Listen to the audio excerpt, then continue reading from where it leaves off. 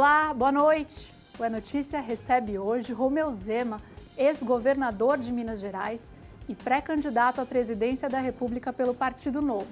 Ele tem 61 anos, nasceu em Araxá, no estado de Minas Gerais. É empresário, formado em administração de empresas, foi eleito em 2018 e reeleito em 2022 no primeiro turno para o governo de Minas e agora se apresenta como candidato à presidência. Boa noite, obrigada por estar aqui conosco. Boa noite, um grande prazer estar aqui com vocês no É Notícia. Governador, começo com um assunto quente dos últimos dias. O ministro Gilmar Mendes, do Supremo Tribunal Federal, pediu a inclusão do senhor como investigado no inquérito das chamadas fake news.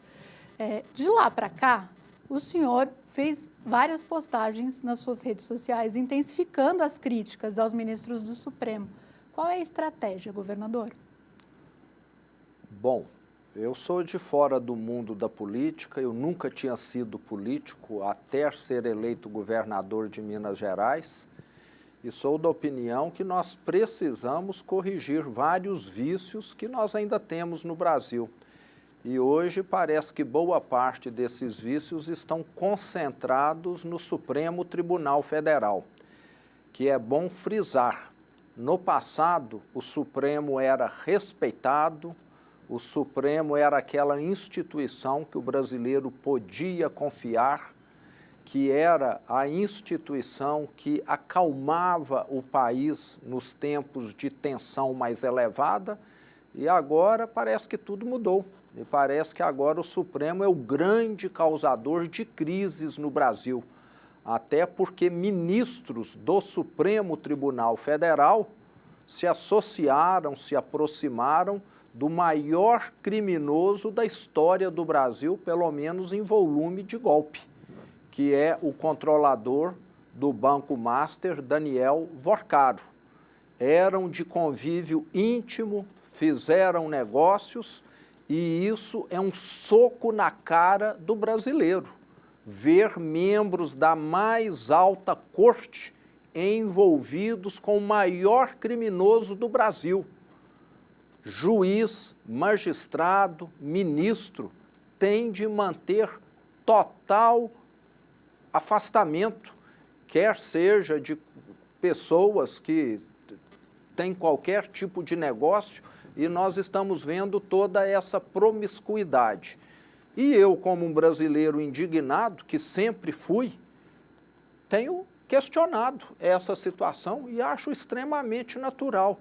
Agora parece que o ministro não gostou disso. Será que ele quer que eu venha bater palmas, aplaudir isso que Alexandre de Moraes e Toffoli têm feito? Usado jatinhos, inclusive parece que o próprio Gilmar Mendes também utilizou. Eu não vou bater palma para isso e nem ficarei calado.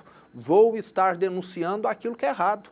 Foi o que eu fiz na minha campanha de 18, foi o que eu fiz como governador em Minas Gerais, e eu tenho esse compromisso de denunciar aquilo que não é correto. E quero aqui fazer um elogio à mídia do Brasil, que não tem medido esforços para mostrar essa podridão que tem dominado o Supremo Tribunal Federal, que precisa ser corrigido, porque o Supremo precisa ser respeitado. Agora, com essas frutas podres que estão lá dentro, ele está sendo desmoralizado. Então, é para o bem do Brasil e também do Supremo. Talvez ele ache que mantendo as frutas podres lá, é que o Supremo vai ser corrigir automaticamente como se fosse um milagre, e não vai ser. Governador, então duas perguntas. O senhor falou que antes o Supremo era respeitado. Antes, quando? Eu queria saber do senhor quando que o Supremo deixa de ser respeitado na avaliação do senhor, e o senhor fala em frutas podres. Quais são? Queria que o senhor nomeasse. Quem que o senhor está identificando como problemas lá dentro hoje? Está claríssimo, né? Nós tivemos aí ministros que fizeram negócios com o Banco Master, né? Alexandre de Moraes e Dias Toffoli, que usaram dos seus cargos, da sua influência, para enriquecimento, para benefício pessoal. Isso é claríssimo. Eu tenho certeza que na hora que nós tivermos um presidente do Senado corajoso e não um presidente acovardado, essa situação vai se corrigir também. E nós temos de fazer mudanças no Supremo, nas regras de nomeação. Eu mesmo, juntamente com o meu partido, o Partido Novo, já falamos. Deveria ir para o Supremo, Beatriz, quem tem mais de 60 anos de idade, são as nossas propostas, seria o coroamento de uma longa carreira na magistratura, ou no Ministério Público, ou como um acadêmico de direito, e não está nomeando gente de 35 anos. Eu falo que ser nomeado para o Supremo é equivalente a ser conduzido ao cargo de Papa. Você não vê Papa de 40 anos, você vai ver Papa maduro, um Papa que já teve uma trajetória longa, e boa parte dessa culpa é do nosso presidente atual, que levou para o Supremo seu ex-advogado, seu ex-ministro, o ex-advogado do partido. O Supremo foi virando ali uma confraria de quem é do círculo do presidente. E um presidente que não tem credibilidade, um presidente que, juntamente com a ungida dele, a Dilma, provocaram os maiores escândalos da história do Brasil, Petrolão, Mensalão, refinaria de Passadina, mala de dinheiro, Lava Jato e, mais recentemente, Banco Master e o desconto dos velhinhos. Então, está tudo dentro desse contexto.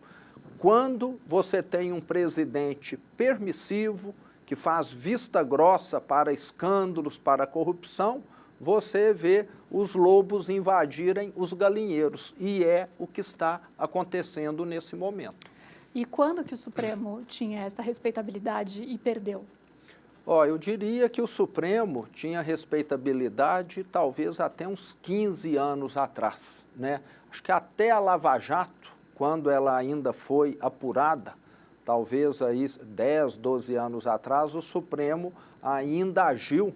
Tínhamos lá elementos que estavam mais preocupados, Beatriz, em decidir juridicamente do que em brilhantismo. O que nós temos hoje no Supremo são ministros que em nenhum outro lugar do mundo procedem dessa forma.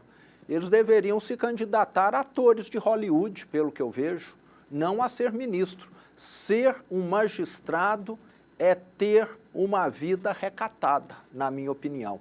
Inclusive, eu acho que nós devemos começar a exigir isso aqui no Brasil. O poder judiciário é um poder que sempre é acionado. Aqui no Brasil, o poder judiciário passou a ter um protagonismo em que nenhum país sério do mundo existe. Então, nós precisamos voltar às origens do direito. O direito foi feito para decidir sobre o passado. E aqui eles têm legislado, aqui eles têm feito essa ânsia de serem midiáticos, e isso tem sido muito pernicioso para o Brasil. E o brasileiro, como um todo, tem perdido com esse desvirtuamento do nosso Supremo Tribunal Federal. Governador, esse discurso é um discurso que tem bastante apelo numa campanha política, mas uma vez num cargo de presidente, a relação com os poderes, ela pressupõe uma harmonia, né? O senhor, como chefe do executivo, se eleito presidente, vai ter que ter uma boa relação aí com os demais poderes. Como fazer isso estando com esse tipo de discurso com relação ao Supremo? O senhor é empresário, sabe que um dos fatores que afugenta, inclusive, investidores estrangeiros do país é instabilidade. Poderes que não dialogam, que não se articulam, eles causam instabilidade política. Então, o que o senhor pretende fazer como presidente para conseguir manter uma boa relação com o Supremo Tribunal Federal? Beatriz, durante a minha campanha de 2018, eu critiquei muito em Minas Gerais a corrupção que existia lá, os privilégios, as mordomias, os esquemas. E quando eu assumi, Beatriz, eu acabei com eles. E como governador, eu fiz questão de dar o exemplo. O estado de Minas tem 300 mil funcionários. Sabe quantos parentes eu levei para trabalhar no estado? 0.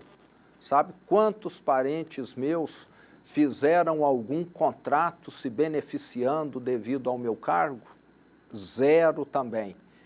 e abrir mão de todo tipo de privilégio de mordomia. Em vez de morar num palácio com 32 empregadas, como o governador Pimentel do PT fazia, custando milhões por ano, eu fui morar numa casa comum com a empregada que eu pago.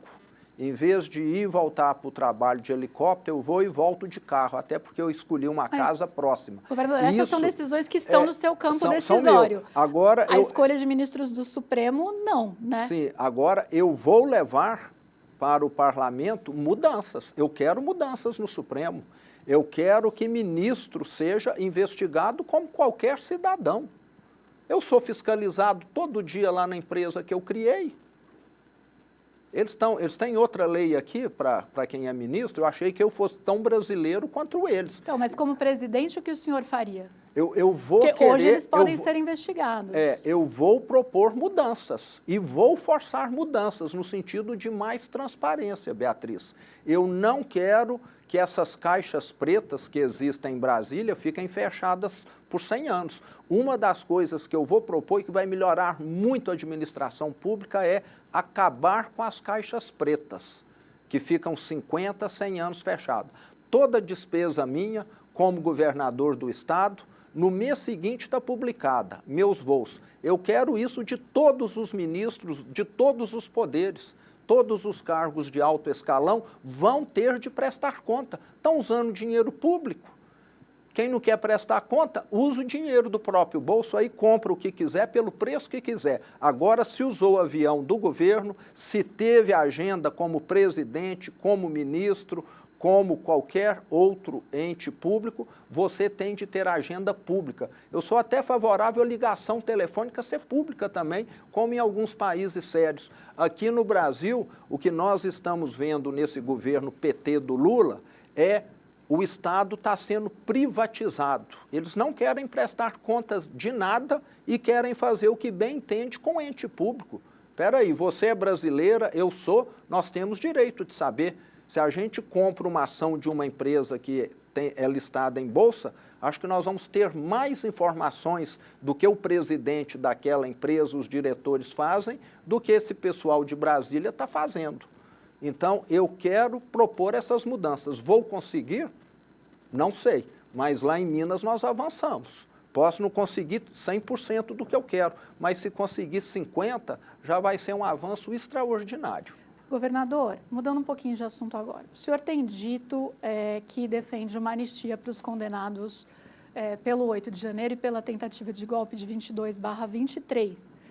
Qual garantia o senhor oferece ao eleitor do senhor de que uma anistia não abrirá caminho para uma nova tentativa ou novos anseios golpistas no Brasil? Beatriz, primeiro eu quero lembrar que o Brasil é o único caso na história em que houve aqui uma tentativa golpista sem uso de armas, sem disparar tiros, sem envolvimento das Forças Armadas.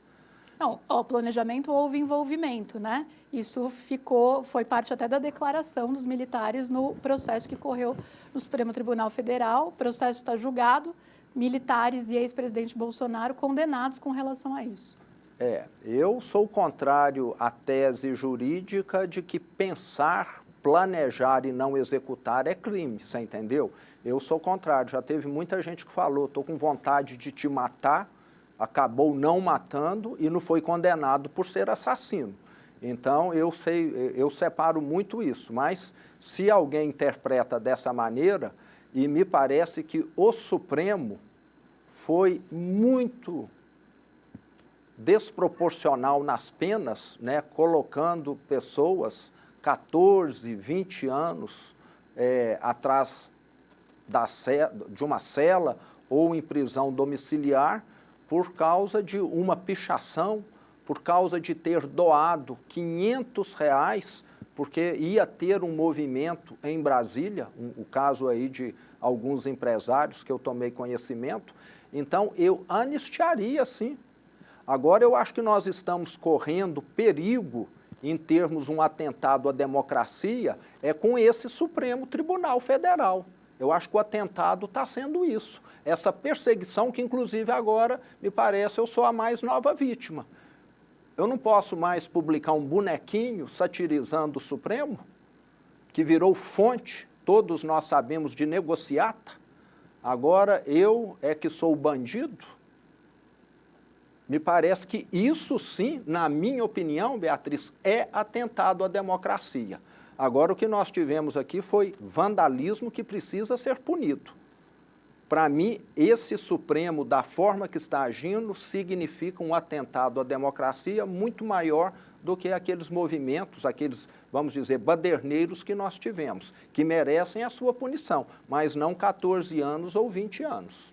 O senhor tem apoiado o movimento pelo impeachment do ministro Gilmar Mendes, depois que ele decidiu incluí-lo no processo, pedir a inclusão do senhor no processo das fake news. O senhor, quando eu perguntei sobre massas podres, o senhor falou sobre o Toffoli e sobre o ministro Alexandre de Moraes. Então, por que avançar com o debate sobre impeachment do ministro Gilmar, que não foi apontado inicialmente pelo senhor como um problema no Supremo? Bom, o pedido dele até é mérito do deputado federal Gilberto Silva, a quem eu quero agradecer e também reconhecer a iniciativa. Ele tem seus motivos, ele fez uma investigação, eu não fiz, né? Me parece que o ministro Gilmar Mendes também utilizou o jatinho do maior criminoso da história do Brasil, teve também algum grau de proximidade, talvez não tão grande quanto seus colegas de Supremo, mas julgo que a iniciativa cabe também e espero que o Senado venha a ter coragem de apreciar esses casos. Nós estamos vendo um Supremo onde temos muitos ministros que têm um bom histórico, está tendo o nome do todo manchado por causa de algumas frutas podres. Algumas, é lógico, muito mais podres do que outra. Agora, como a Constituição, Beatriz, fala, né, de total lisura, de total conhecimento, e nós sabemos que ser do Supremo, na minha opinião, e acho que na maior parte da história do Brasil é ser alguém que seja referência, que seja exemplo, que seja inspiração, e não alguém que seja o contrário, que é o que nós estamos, infelizmente, assistindo nesse momento. Os nomes dos ministros nomeados pelo ex-presidente Bolsonaro são referência, exemplo e inspiração? Cássio Nunes Marques e André Mendonça? Eu diria que o processo de nomeação precisa ser aperfeiçoado. Eu acho que uma nomeação envolvendo mais entes, Beatriz, seria o ideal. Por que que o Supremo Tribunal de Justiça, o Ministério Público Federal, a OAB, também não podem participar dessa indicação para o Supremo? Eu, como governador de Minas, recebi listas tríplices que já chegavam depuradas. Agora, o que nós estamos vendo na nomeação de ministros para o Supremo é um presidente nomear seu advogado, o advogado do partido, o seu ministro, meio que assim, nomeando quem é do seu círculo. Isso é muito ruim. Ser ministro do Supremo tem de ser alguém que tenha uma bagagem. Agora, o ministro André Mendonça merece todo o meu respeito e pesquisas recentes apontam ele, e eu também o considero como o melhor ministro da turma que está lá hoje, com toda certeza. Governador, falando um pouquinho da sua pré-candidatura, o senhor tem dito que vai levar essa candidatura até o final, a despeito de haver aí uma pressão dentro do seu campo político para que o senhor se unisse ao senador Flávio Bolsonaro, numa chapa conjunta, o senhor aí como vice do Flávio. As semelhanças entre a candidatura do senhor e a do Flávio, eu acho que ficam claras até por essa nossa conversa até aqui, uma defesa da anistia, crítica aos ministros do Supremo Tribunal Federal. Mas qual é a diferença da candidatura do senhor para a candidatura do Flávio? Beatriz, como eu venho do mundo privado, eu sempre fui pagador de impostos, eu defendo um setor público muito mais enxuto, muito mais eficiente. E como governador de Minas, eu herdei um estado arruinado pelo PT, era um grande cemitério de obras abandonadas, inacabadas, e entreguei para o atual governador um estado com as contas em dias e um grande canteiro de obras em andamento. Um governo que não teve corrupção, um governo que não teve escândalo, e o que eu quero para o Brasil também é o que eu fiz em Minas. Total transparência em tudo, acabar com as caixas pretas que eu estava citando. Como governador de Minas, tudo que eu gastei no cargo de governador, todos os voos que eu fiz, no mês seguinte estavam disponíveis para quem quisesse consultar. E em Brasília, daqui 100 anos, os nossos bisnetos vão saber por que o Lula gastou 50 mil de diária num hotel, ou porque tal ministro pegou um jatinho para ele ir sozinho, não sei para que cidade do Brasil ou do exterior. Eu quero que o setor público preste contas, e quem é político geralmente evita isso, gosta de usar a estrutura do setor público em benefício próprio, dos seus partidários ou até mesmo de familiares. E como governador, eu também disse, não levei um parente para trabalhar em Minas. Então eu tenho propostas que são tanto quanto diferentes e que poucos que são da política tradicional as veem com bons olhos. Então o senhor coloca o Flávio como um político da política tradicional, trazendo com ele essas práticas que o senhor critica na política. Acho que alguns políticos no Brasil, que até podem ter uma carreira mais longa, mas que se aproximam do que eu penso. E temos muitos, eu acho que uma boa parte, que tem essa visão de que estar no Estado é para enriquecimento, é para resolver a sua vida pessoal e não para prestar serviço ao pagador de impostos. Aí eu acho que varia, é necessário ponderar tudo isso. Governador, então, hoje a chance de o senhor ser vice na chapa com Flávio Bolsonaro é zero? Eu vou levar a minha pré-candidatura e candidatura até o final, e eu estive, Beatriz, com Bolsonaro em agosto de 2025, e ele próprio falou, quantos mais candidatos à direita tiver, melhor. Até porque isso demonstra mais opções, demonstra competência da direita. A esquerda, nós sabemos, só tem um nome há décadas, e demonstra também que a direita, diferente do que se fala, não está fragmentada nem desunida. Nós estaremos todos juntos, sim, no segundo turno. E é o que aconteceu no Chile recentemente. Tivemos uma eleição no Chile, os partidos de direita tiveram alguns candidatos, mas no segundo turno estiveram unidos e elegeram um presidente. Então, respeito o Flávio, respeito o Caiado e vamos estar juntos no segundo turno. Governador, e um assunto agora que tem surgido e muitas vezes colocado já como tema de campanha, que é o posicionamento brasileiro diante do interesse externo nos minerais críticos que o Brasil possui. Queria saber como o Brasil deve se posicionar na avaliação do senhor com relação a esse tema. O Brasil deveria se posicionar com relação a esse tema exatamente como foi feito com o nióbio. E o nióbio, coincidentemente, ele é extraído na minha cidade natal.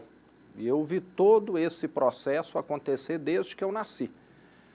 Primeiro, ninguém no mundo sabia extrair nióbio. A tecnologia foi desenvolvida aqui, no Brasil, em Minas, em Araxá, na minha cidade natal. Segundo, ninguém sabia as aplicações do nióbio.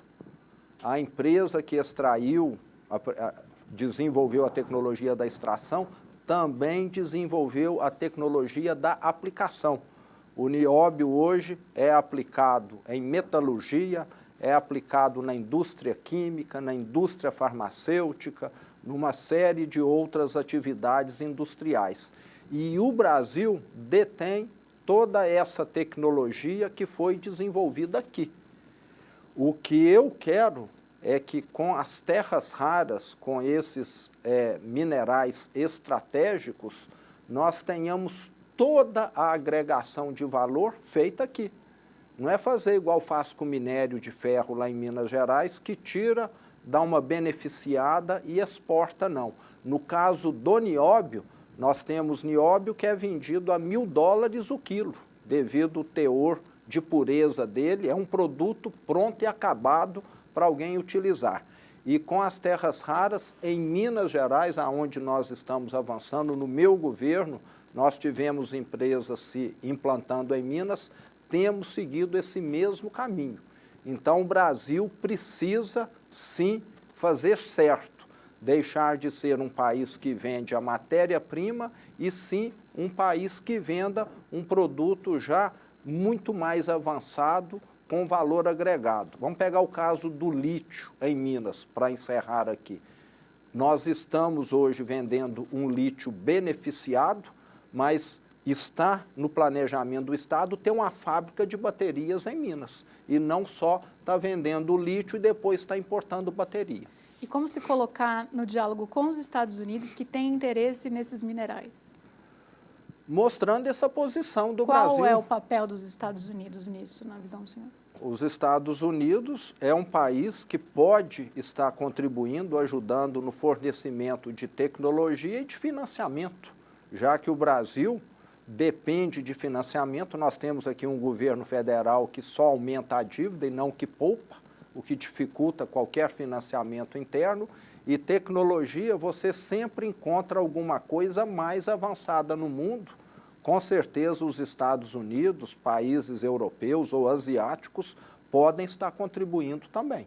Governador, a gente estava falando sobre uma relação com os Estados Unidos no final do bloco anterior, e eu quero continuar um pouco nela e perguntar se o senhor, assim como o senador Flávio Bolsonaro, avalia que é necessário que os americanos apliquem uma pressão diplomática para que as eleições brasileiras sigam aí valores americanos também.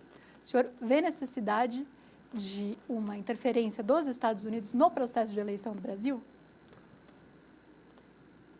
Eu vejo que o Brasil tem de manter a sua soberania e vejo também que os Estados Unidos hoje, através de um governo lá, que está longe de ser um governo que tem zelado por uma certa previsibilidade, por uma certa postura mais coerente, merece algum tipo de ressalva.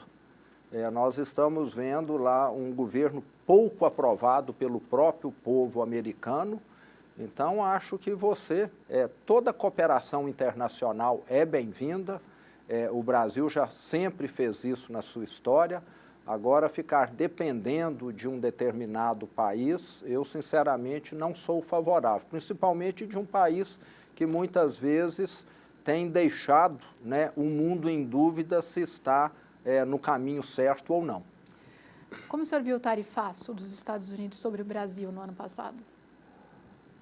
O tarifaço dos Estados Unidos no ano passado, Beatriz, na minha opinião, foi muito uma retaliação àquilo que o presidente Lula estava fazendo e às vezes ainda continua fazendo.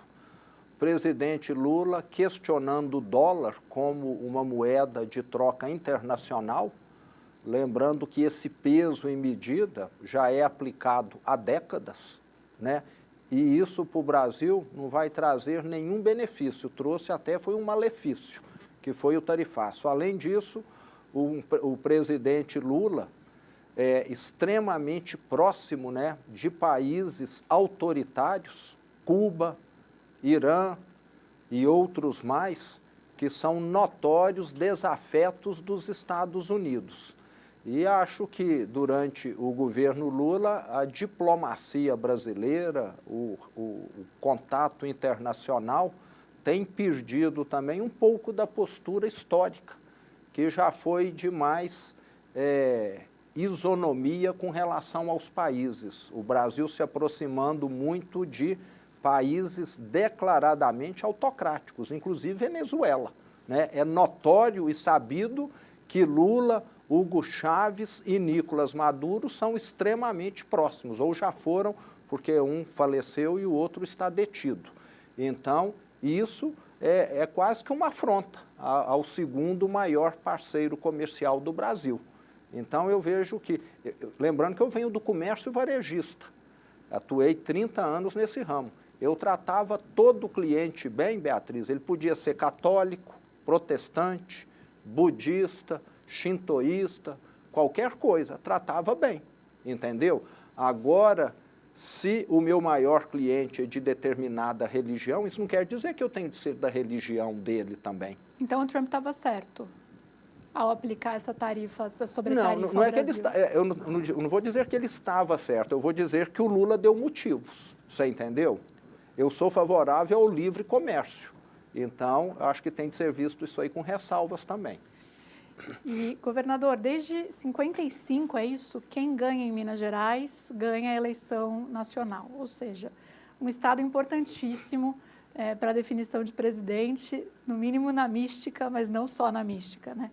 Agora, esse ano o cenário eleitoral do próprio estado, para a eleição do estado, também parece bem aberto e um pouco indefinido a essa altura do campeonato. Queria uma leitura do senhor aí com relação a como está a disputa em Minas hoje. Quem acompanha sabe que eu estarei apoiando o atual governador Matheus Simões, que foi meu vice-governador, foi meu secretário-geral na primeira gestão, uma pessoa brilhante, extremamente competente e ainda pouco conhecido. Mas ele está tendo agora a sua oportunidade, durante esses meses como governador, de percorrer o estado, de se mostrar, do mineiro ter contato com ele. Estou muito confiante de que ele vai conquistar essa visibilidade que já aconteceu outras vezes no passado, com outros ex-governadores que assumiram um cargo em situação semelhante à dele. E, como numa democracia, vamos ver quem vai vir como concorrente. Ainda não há definição de concorrente. Me parece que o único nome posto colocado até o momento é o dele. Governador, e aí voltando um pouco para o debate dos temas nacionais, o senhor já disse que vai obrigar os marmanjões, o senhor falou assim, que recebem Bolsa Família a trabalhar. O senhor vai reduzir o Bolsa Família se eleito presidente? Na minha opinião, as mulheres que têm filhos pequenos até mereceriam um valor maior.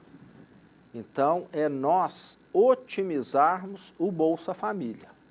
Mulher que tem filho pequeno, que demanda tempo, que demanda recurso, que precisa de atenção, na minha opinião, deveria até ter um acréscimo. Agora, o homem solteiro, saudável, que poderia estar trabalhando e tem emprego hoje e não quer trabalhar, esse realmente vai ter de ter alguma diferenciação no tratamento. Porque nós estamos formando no Brasil, Beatriz, uma geração de inúteis. A pessoa não estuda. É outra coisa que eu vou colocar no Bolsa Família. Está recebendo o Bolsa Família, você não tem um ensino médio, você vai ter de concluir um ensino médio. Você já tem um ensino médio, você vai ter de fazer um profissionalizante, pago pelo governo, mas é a pessoa se qualificar. Você está no Bolsa Família, a prefeitura da sua cidade precisa de gente para ajudar na escola municipal, você vai ter de ir lá 1 dia, 2 dias por semana, tá ajudando também.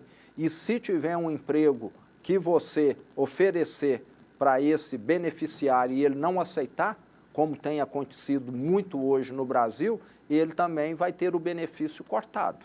Então, eu sou favorável a um aprimoramento, porque nós estamos criando no Brasil um círculo vicioso. A pessoa não estuda, não trabalha, o máximo que ela faz é um bico informal que não a qualifica, vai ajudar a lavar carro ali na esquina, ou vai ajudar não sei quem num outro trabalho. Daqui a 10 anos ele está na mesma situação sem ter aprendido nada. E ele envelheceu 10 anos. Se ele tinha 20 e poucos, ele já está próximo dos 40 já, e parece que vai passando aquela fase em que a pessoa consegue estar se estruturando na vida. Então, o programa Bolsa Família, do jeito que está hoje, parece que ele só tem porta de entrada e poucas portas de saída. E eu quero colocar a porta de saída. E lembrando, Beatriz, que o brasileiro quer autonomia, independência, ter uma renda. E não ficar sobrevivendo de esmola do Estado. Queria voltar nisso que o senhor falou, que se, por exemplo, precisa haver um reparo numa escola pública, poderia chamar um beneficiário do Bolsa Família. Como seria isso? Então, o beneficiário recebe o benefício e o Estado pode chamá-lo para trabalhar de graça em alguma benfeitoria pública, é isso? Seria o seguinte, vamos pegar o caso das escolas municipais. Você precisa, muitas vezes, ter gente na manutenção, na limpeza, ajudando na cozinha. Vamos pegar as creches, a mesma coisa, até como vigilante. Mas essas pessoas seriam remuneradas?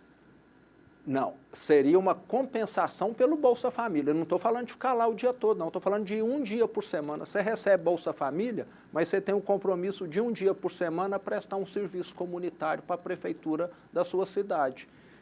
Isso em países onde há um maior senso de participação comunitária, as pessoas fazem isso voluntariamente, sem receber nada. Se o dia melhor para ele é a terça-feira, que ele vá na terça-feira.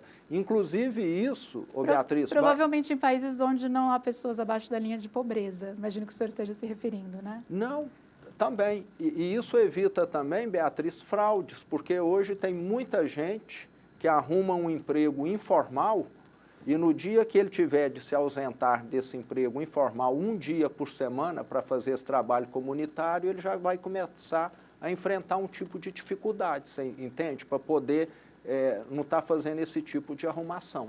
E com relação à última pergunta agora, governador, para a gente conseguir fechar esse papo com um tema que também é bastante importante, que é o tema da questão ambiental e de sustentabilidade.